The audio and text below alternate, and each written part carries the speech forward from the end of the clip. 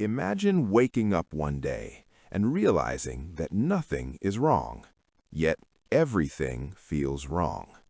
Your life is stable, you're functioning, you smile at the right moments, complain about the right things, chase the right goals. From the outside, there is no crisis urgent enough to justify the quiet heaviness in your chest. And yet, beneath the surface, something tightens the moment you're alone with your thoughts.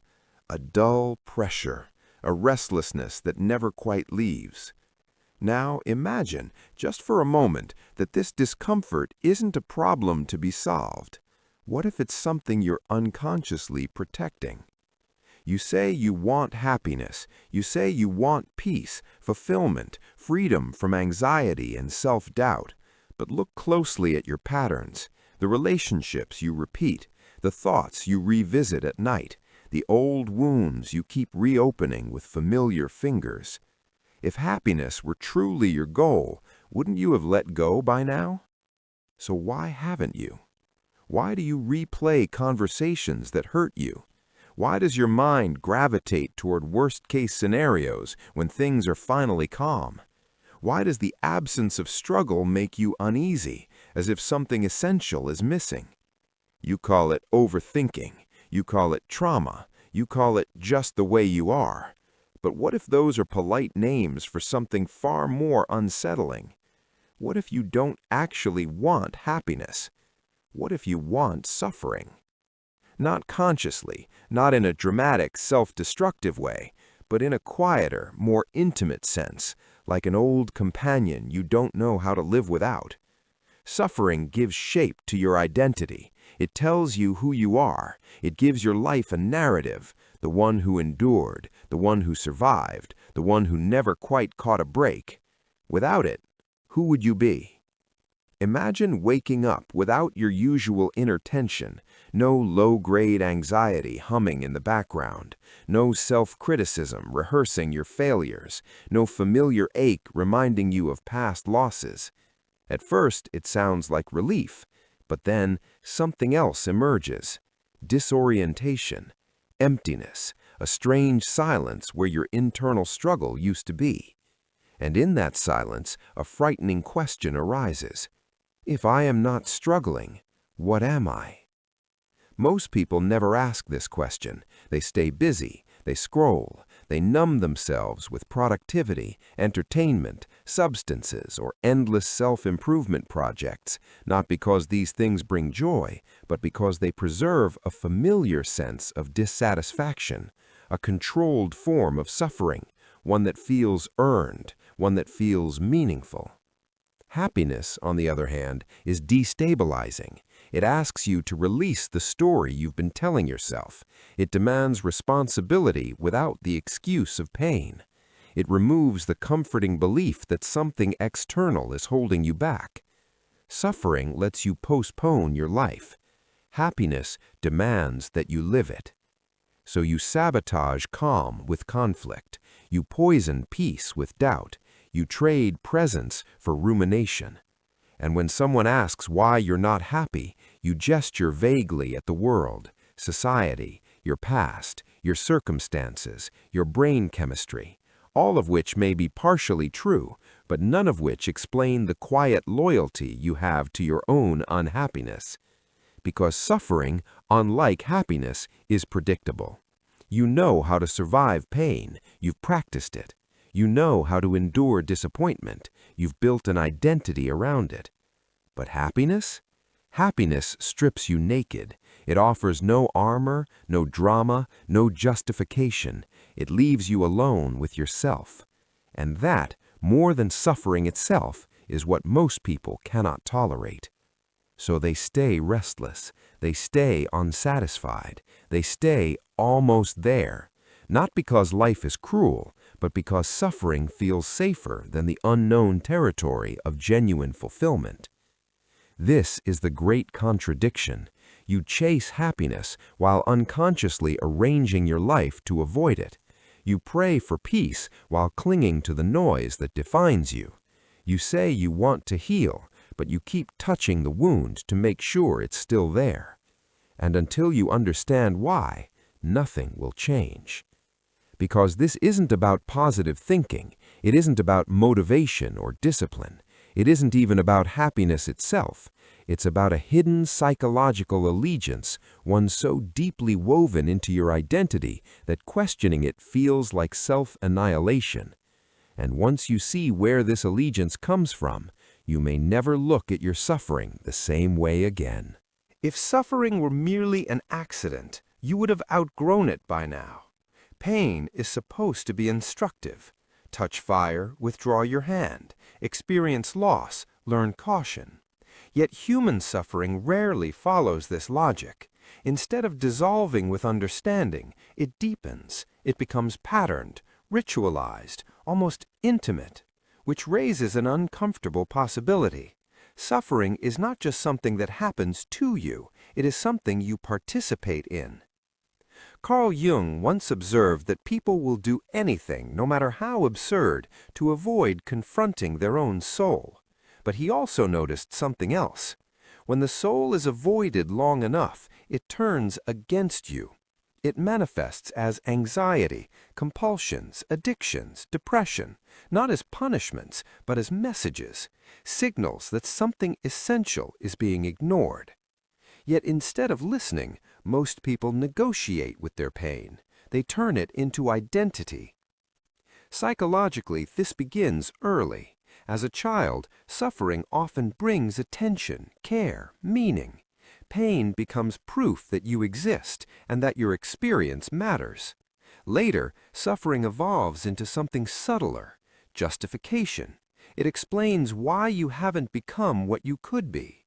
It protects you from the terror of responsibility. If you are wounded, you are exempt. If you are broken, you are not required to risk wholeness. Jung called this the shadow, the rejected, unconscious parts of yourself that still influence every choice you make.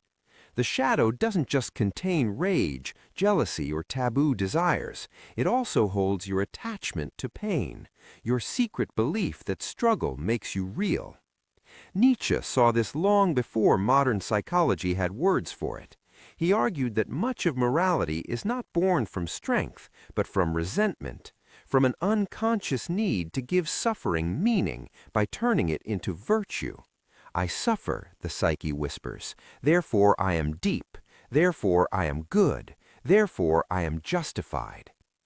Remove the suffering and the moral high ground collapses. Schopenhauer went further. He believed that human consciousness itself is structured around lack, that desire creates suffering, and suffering creates identity. The will is always striving, never satisfied, and paradoxically, when desire momentarily fades, the individual doesn't feel liberated. They feel empty, bored, anxious, because the striving itself had become the point. Modern psychology confirms this in unsettling ways. The brain does not prioritize happiness, it prioritizes familiarity. Neural pathways strengthen through repetition, not benefit. If you have rehearsed anxiety for years, calm feels foreign. If you have lived inside self-criticism, self-compassion feels suspicious. The nervous system confuses peace with danger because peace has no precedent. This is why people leave healthy relationships to return to toxic ones, why they abandon stability for chaos, why silence feels unbearable and distraction feels necessary. The mind is not asking, is this good for me? It is asking, is this known? And suffering, tragically, is often the most familiar territory. Jean-Paul Sartre framed this as bad faith, the refusal to confront freedom. To be free is to accept that you are not determined by your past, your trauma, or your pain, and that realization is unbearable for many. Because if you are free, then you are also responsible, no longer a victim of circumstance, but a participant in your becoming. Viktor Frankl, who endured horrors most people can barely imagine, noticed something counterintuitive. People do not break from suffering itself, but from suffering without meaning. Yet modern society has twisted this insight. Instead of discovering meaning through suffering, people cling to suffering as meaning. They would rather hurt than feel insignificant. Vedic wisdom articulated this thousands of years ago. The Bhagavad Gita describes avidya, ignorance, not as a lack of information, but misidentification. You mistake the transient for the eternal. You confuse the roles you play, the pain you carry, the stories you tell, for the self that witnesses them. And once you mistake suffering for self, letting go feels like death. So the ego resists healing, because healing threatens its existence. This is why people sabotage moments of happiness, why success triggers guilt, why peace feels undeserved. The mind whispers, if I am no longer suffering, then everything I endured was for nothing. Pain becomes retroactively meaningless unless it continues. Society quietly reinforces this dynamic. Productivity culture glorifies burnout. Romantic narratives glorify longing over presence. Social media rewards outrage, comparison, dissatisfaction. A content person is invisible. A suffering person is validated. Attention flows to pain like electricity to ground. Aldous Huxley warned that modern humans would not be oppressed by force, but by pleasure, specifically shallow pleasures that numb deeper dissatisfaction without resolving it.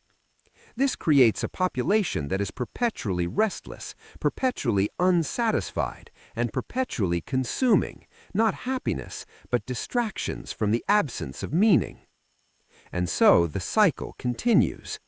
You say you want happiness, but your nervous system is calibrated for tension. Your identity is organized around struggle. Your culture rewards dissatisfaction. Your ego survives on the continuity of pain. This is not a personal failure, it is a deeply human predicament. But here is the unsettling truth. Until you see suffering as something you are attached to, rather than something imposed upon you, you will continue to recreate it, no matter how much insight you gain. And the most dangerous part, this attachment does not announce itself as desire. It disguises itself as realism, as depth, as responsibility, as being awake to how hard life really is. Which is why the consequences of this hidden allegiance are far more devastating than they first appear. Because when suffering becomes identity, it doesn't just shape your inner world, it quietly engineers the entire architecture of your life. And you may already be living inside its consequences without realizing it. If suffering were loud, obvious, unmistakable, you would rebel against it. But that is not how it works. Suffering is subtle. It disguises itself as personality, as realism, as just being honest about life. It doesn't scream, it whispers. And because it whispers, it gets invited everywhere, into your decisions, your relationships, your ambitions, your sense of what is possible. The first consequence is this: you begin to live defensively, even when there is no threat. Your nervous system, conditioned by years of tension, stays on alert. The brain, shaped by evolution to detect danger, becomes hyperactive when it lacks real threats. It starts scanning for problems, interpreting neutrality as risk. This is not anxiety as a disorder, it is anxiety as a habit. Neurologically, your amygdala fires before your rational mind can intervene. Cortisol becomes your baseline. Peace registers as unfamiliar, and unfamiliar registers as unsafe. So you unconsciously sabotage calm, not because you want chaos, but because calm feels like standing unprotected in an open field. This is why silence feels unbearable, why stillness makes your thoughts louder, why you reach for stimulation the moment there's nothing demanding your attention. You are not addicted to distraction, you are avoiding the unease that arises when suffering loosens its grip and leaves a vacuum behind. That vacuum is terrifying. Because without suffering, the mind has nothing to resist, and without resistance, the ego loses structure. So you create problems. You overthink conversations that went fine. You doubt relationships that feel stable. You anticipate disasters that never arrive. Not because you are broken, but because suffering has trained you to equate struggle with aliveness. The second consequence is more corrosive. You unconsciously choose situations that confirm your pain. Cognitive psychology calls this confirmation bias. You notice what reinforces your existing beliefs and ignore what challenges them. If you believe you are unlovable, you will gravitate toward people who withhold affection. If you believe life is unfair, you will fixate on every slight and overlook every gift. Reality becomes selectively edited to preserve your inner narrative. Over time, this narrative solidifies into fate. You see, you tell yourself, this always happens to me. But what you're really saying is, I am loyal to my suffering. Existentially, this is devastating. Jean-Paul Sartre argued that humans are condemned to freedom, not because freedom is pleasant, but because it is inescapable. Every choice is a declaration of who you are, and when you consistently choose suffering, through thoughts, habits, environments, you are not merely enduring pain, you are authoring an identity built on endurance rather than creation, on survival rather than expression, on managing damage rather than living fully. The third consequence is relational, and it is rarely acknowledged. When suffering becomes central to your identity, intimacy becomes threatening. Healing would mean losing the language through which you connect. Many relationships are unconsciously formed around shared wounds, mutual dissatisfaction, collective cynicism. Take away the suffering and the bond weakens. So people resist change, not just internally, but socially. You become too much when you start setting boundaries, different when you stop complaining, distant when you refuse to participate in shared misery. The group, sensing a threat to its equilibrium, subtly pulls you back, not out of malice, but out of fear. Your healing destabilizes the unspoken agreement that pain is the price of belonging. This is why growth often feels lonely, not because you are becoming arrogant, but because you are stepping out of the gravitational field of collective suffering. The fourth consequence is existential numbness. Arthur Schopenhauer warned that when life oscillates between pain and boredom, people mistake intensity for meaning. If you are not suffering, you feel empty. If you are not striving, you feel irrelevant. So you chase intensity, conflict, drama, stimulation, not for joy, but to escape the quiet terror of insignificance. Modern society amplifies this. Algorithms reward outrage. News cycles monetize fear. Social media thrives on comparison. You're constantly reminded of what you lack, who is ahead of you, what could go wrong. This is not accidental. An anxious population is predictable. A dissatisfied population is profitable. And so your personal suffering becomes entangled with a cultural machinery that depends on it. The final consequence is the most subtle and the most tragic. You begin to mistrust happiness itself. When good things happen, you brace for impact. When you feel content, you wait for the fall. When peace appears, you interrogate it. Is this real? How long will this last? What's the catch? Happiness becomes something you monitor rather than inhabit. Vedic philosophy describes this as dukkha sukha bandha, bondage to both pleasure and pain. When you are attached to suffering, even pleasure becomes a threat because it might dissolve the identity you've built around endurance. So you hover on the edge of your own life, never fully miserable, never fully alive. And perhaps the most unsettling realization of all is this: no one is forcing this upon you. Not your past, not society, not your parents, not your trauma. These influences are real, but they do not explain the ongoing moment-to-moment choices that keep suffering in place. They do not explain the quiet resistance you feel when the possibility of real change appears. Because the moment suffering loosens, something else must take its place, something far more demanding, responsibility without resentment, meaning without martyrdom, freedom without excuses. And that is where most people retreat, not because they are weak, but because they have never been shown another way to exist. But there is another way, not through denial, not through forced positivity, not through numbing or distraction. It begins with a rebellion so subtle it looks like surrender, a refusal to use suffering as proof of depth, a willingness to stand in the unfamiliar silence that follows its release.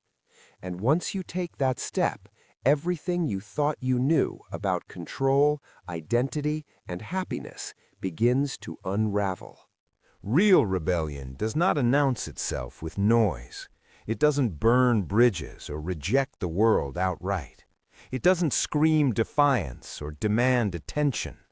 The rebellion that frees you from suffering is quieter than that, and far more dangerous to the identity you've been protecting. It begins the moment you stop treating suffering as evidence of depth. This is not resignation. It is not denial. It is not pretending everything is fine.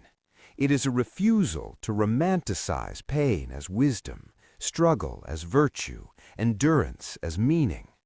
It is the radical act of seeing suffering for what it is, a state, not a self. This is where most people panic, because if suffering is no longer who you are, then the question arises with terrifying clarity: who are you without it? Nietzsche warned that when you gaze into the abyss gazes back. But he also understood something else, something often overlooked. The abyss you fear is not emptiness, it is unstructured potential. And unstructured potential feels like death to an identity built on repetition. The first act of rebellion, then, is to stop immediately fixing, explaining, or justifying your pain. Notice how quickly your mind reaches for narratives. This is because of my past. This is just how I'm wired. This is realistic. Life is hard. These stories may contain truth, but they also function as anchors. They keep suffering familiar. They keep it meaningful. The rebellion is not to argue with these thoughts, but to stop granting them authority. Carl Jung described this as disidentification. You do not destroy the ego, you loosen its grip. You observe the suffering without merging with it. Not, I am anxious, but anxiety is present. Not, I am broken, but a sensation of brokenness is arising. This subtle shift is destabilizing. The mind protests. It demands interpretation. It demands explanation, because explanation preserves identity. Observation dissolves it. And dissolution feels like falling. The second act of rebellion is allowing discomfort without dramatization. This sounds small. It is not. Most suffering is intensified not by sensation, but by resistance. The body feels tension. The mind panics and constructs a narrative around it. The narrative multiplies the pain. You are no longer experiencing discomfort. You are experiencing meaning-laden discomfort, a threat to your future, a confirmation of your fears. Breaking free means letting sensations move without turning them into stories.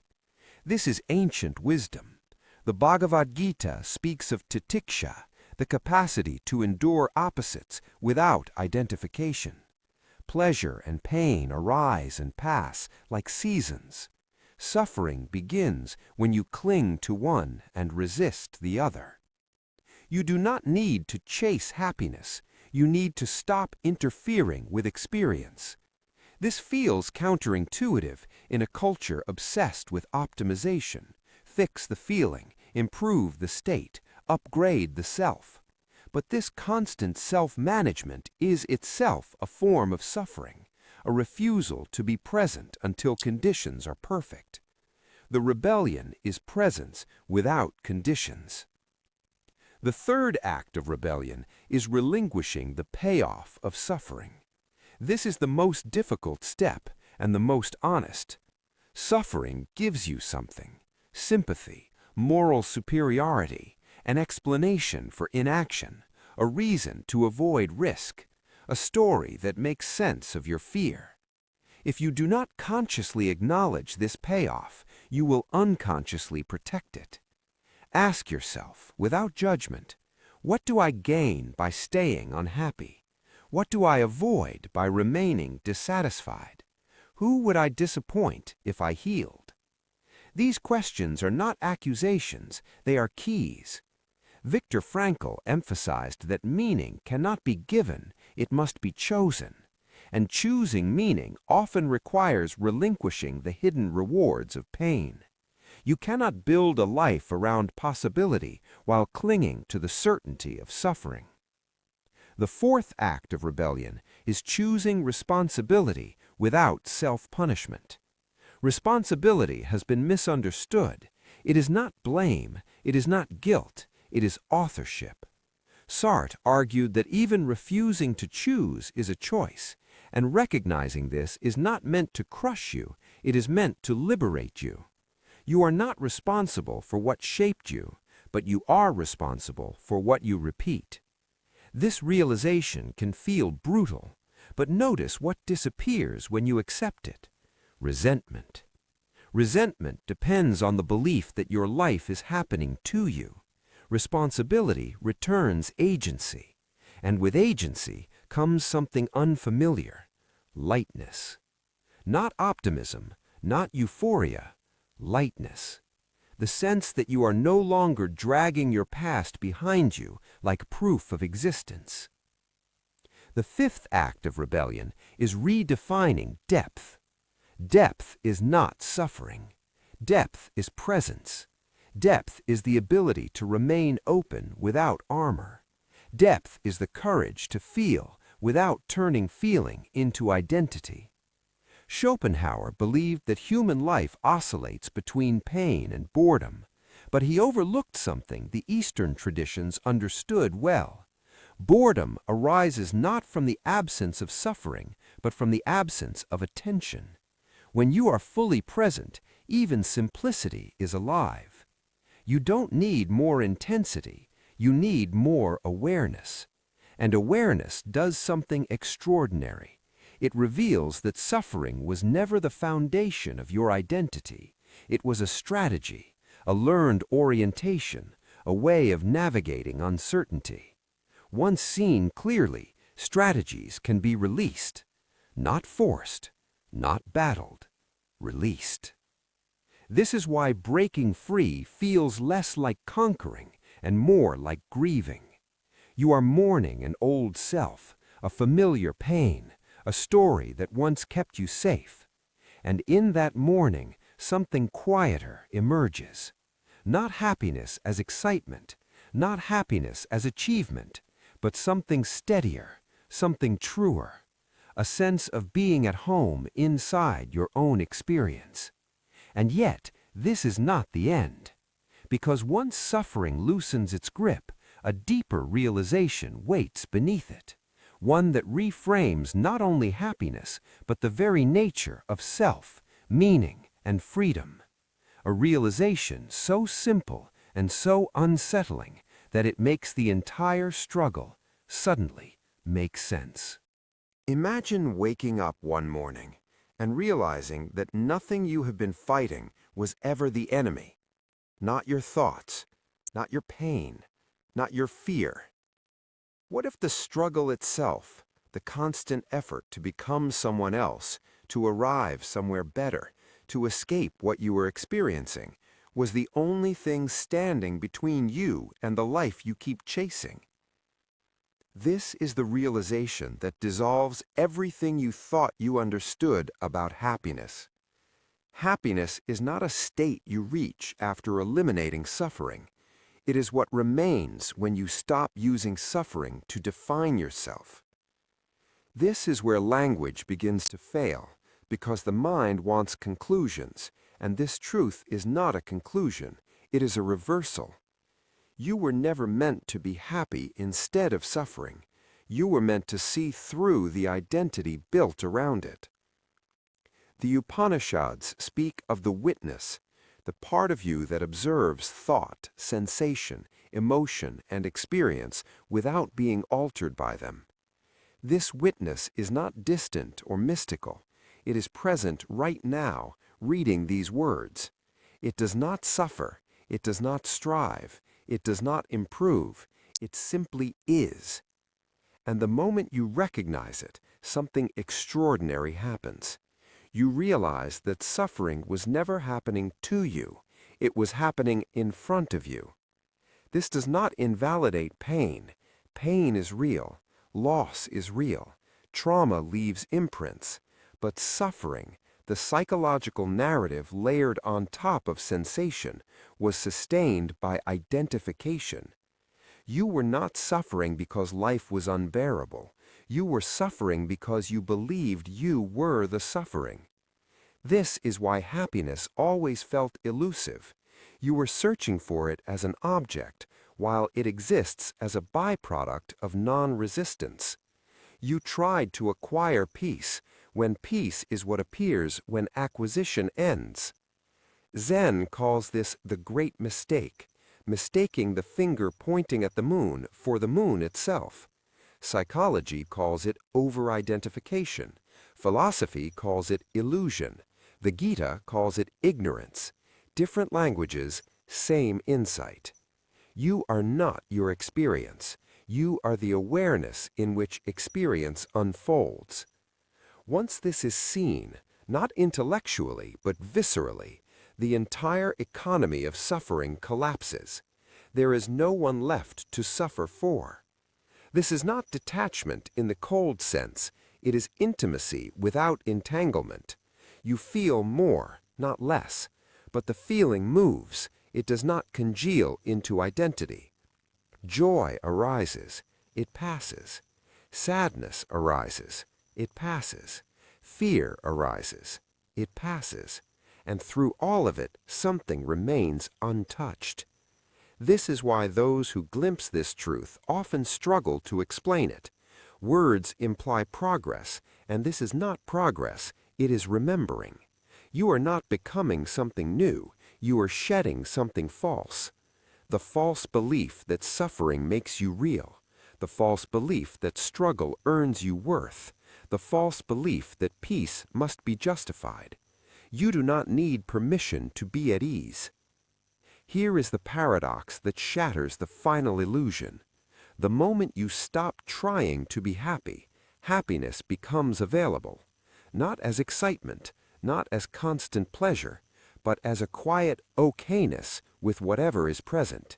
This is the happiness that does not depend on conditions, the happiness that does not disappear when life becomes difficult, the happiness that does not need to be defended. Modern culture cannot sell this. There is no product in it, no optimization, no endless becoming, which is why it is rarely spoken of, not because it is rare, but because it is unprofitable. Yet every spiritual tradition points here. Every honest philosophy circles this center. Every moment of genuine peace you've ever felt came not from control, but from release. Release of the story. Release of the resistance.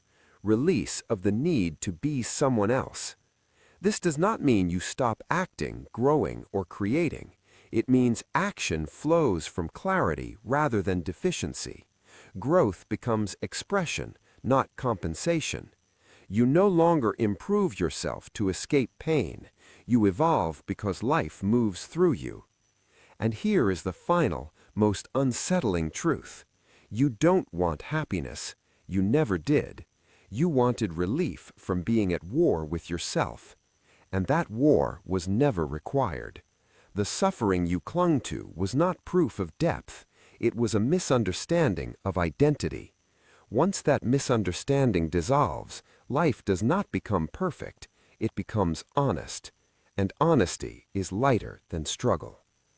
So when discomfort arises, and it will, notice it, feel it, let it move, but do not turn it into who you are. Do not build a shrine to it. Do not mistake endurance for wisdom. You are not here to suffer your way into worthiness. You are not here to struggle your way into peace. You are here to wake up from the belief that you were ever broken. And from that awakening, happiness is no longer something you chase. It is something you stop blocking.